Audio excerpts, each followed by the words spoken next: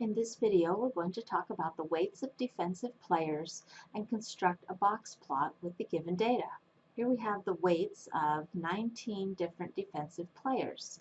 So N is going to equal 19. We're going to use these weights to find the median of the data for question number 1.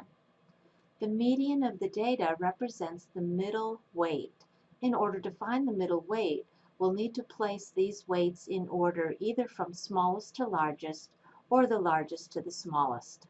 So here I have rewritten all of the weights of the defensive players from the smallest to the largest weight. Since there are 19 weights, we know that that is an odd number and there will be only one weight representing the middle data.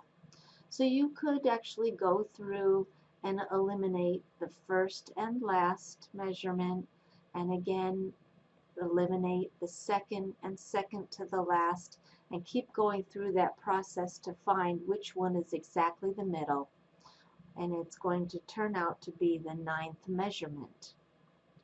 That brings us to the second 190 pounds. I'll label that with capital M representing the median of the data. We now are left with 9 measurements below the median and 9 measurements above the median. To find the lower and upper quartiles, we're finding halfway below the median and then halfway above the median. So halfway below the median, that is the lower quartile, represented by Q sub L. To go halfway above the median, that would be 5 measurements above the median. That's the 205 pounds. Of the upper quartile, represented by Q sub U. For question 3, what is the inner quartile range of the data set? The inner quartile range is known as IQR. And that simply means we're going to find the distance between the upper quartile and the lower quartile by subtracting those values. So off here to the side, IQR is the upper quartile minus the lower quartile. Substituting in our numerical values, IQR would then be equal to 205 minus 173, and that gives us 32. So 32 is the IQR. In question 4, we're going to be making a box plot of the data. So in order to construct the box plot, we're going to be plotting the data concerning minimum value, maximum value, both of our quartiles, and the median. So our number line needs to go from 145, which is our minimum value, all the way to 280, which is our maximum value. So let's start off by drawing a line. We're going to need a pretty long line here. And under this line, we're going to write our values. So I'll probably start with about 140 pounds, and I need to go all the way to 280. So I'm going to count by tens, but I'm starting with 140. Now that I have all of the numbers written under the number line, I can make the marks associated with our quartiles, median, min, and max. The first mark I'm going to draw is the median at 190. So 190 is located here, and I'm going to draw just a short vertical line at 190. My next mark will be the lower quartile at 173 pounds. So if this is 170 and this is 180, then it's just a little below 175 right there. I'll mark an M for median and Q sub L for the lower quartile. My next mark is the upper quartile at 205 pounds. So that would be halfway between 200 and 210. So 25 is about right here. I'll label this as Q sub U for the upper quartile. To construct the box, I'm going to draw a horizontal line from the lower to the upper quartile, and then I'm going to draw another horizontal line at the top of these bars. Next is the construction of the whiskers. The whiskers are formed by placing a vertical line at the minimum and maximum values. Our minimum was 145. I'll label that min. And our maximum value was 280 pounds, so way at the other end. Again, I need to connect these vertical lines to the ends of the box. And this is how the whiskers are formed. And here we have our box plot. We've got our minimum value. I'll label the max. So those help to form the whiskers of the box plot. The box itself is formed by placing a vertical line at the median and vertical lines at the lower and upper quartiles. Connecting those with horizontal lines forms the box. So you'll hear this referred to as a box plot or a box and whisker. We're ready for question 5. Is the data set skewed to the left, skewed to the right, or symmetric? So in order to answer that question about skew, what we're really doing is comparing the distance from the median to the minimum and the median to the maximum value. Just looking at this, it's pretty much to scale. We can see that the whisker on the right is much longer than the one to the left. But there is a way to calculate this just to make sure, because sometimes it'll be hard to tell if it's actually symmetric or not. So if we start with the max value and subtract the median, we'll be able to know exactly what that distance is.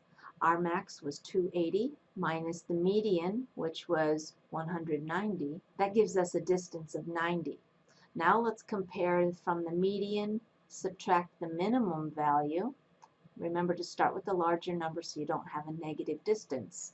So the median was 190 minus our minimum value of 145. That gives us a total distance of 45. So 90 is larger than 45. So we know that from the median to the maximum is the longer distance, and that is to the right. That means we have data skewed to the right. Now there is another way that we could determine which direction our data is skewed, or if it is in fact symmetrical. And since we are given some information concerning the mean is 192.5, and we know that our median is 190, we can make a comparison like we did earlier in this chapter. So this is called mean versus median. The mean was 192.5 and our median was 190. To compare these with an inequality or equal sign, we would have to say that 192.5 is greater than 190. So the mean is greater than the median, and that also confirms our data set is skewed to the right. In question number 6, we're looking for any outliers in the data. So again, we can make a calculation to determine if we have any outliers for our data. We're going to start first with the lower quartile and subtract 1.5 times the IQR. This will determine if we have any outliers at the lower end of the data set. So we need to make a little substitution here. The lower quartile was 173, and we'll be subtracting 1.5 times IQR. Remember, we calculated that already as 32. 1.5 times 32 is going to give us 48. So we're taking 173 minus 48, and that gives us 125 pounds. Looking back to our measurements, 145 is the lowest measurement. So we don't have any extreme values at this end of our scale.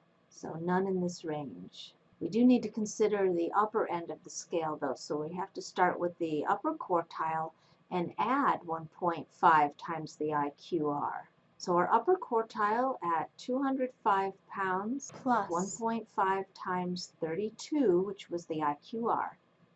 Again, that value made 48. So this means 205 plus 48 gives us 253 pounds. Let's look back to the data to see if any of our measurements are 253 or more. 280 is the highest, so that is more than 253. 228 is not 253 or more. So only 280. That means we have one in this range, and that would be the 280 pounds. So the number we actually calculate for the upper quartile means 253 pounds or more, and at the other end, for the lower quartile, it should be 125 pounds or less. We didn't have any measurements in that range. So by finding that 280 pounds is an outlier, there's one more piece of information we'll need to add to our box plot. Typically, an asterisk is used to identify an outlier on the box plot. So at 280 pounds, that is not only our maximum, it is also an outlier. So I'll draw an asterisk at 280 pounds. Since 280 is an outlier, we'll need to adjust our whisker. So we're going to look back to the data set and find that the measurement directly before 280 pounds is 228 pounds. That means our whisker will actually stop at 228 pounds. So if I redraw that whisker, I'll need to erase the rest of this whisker.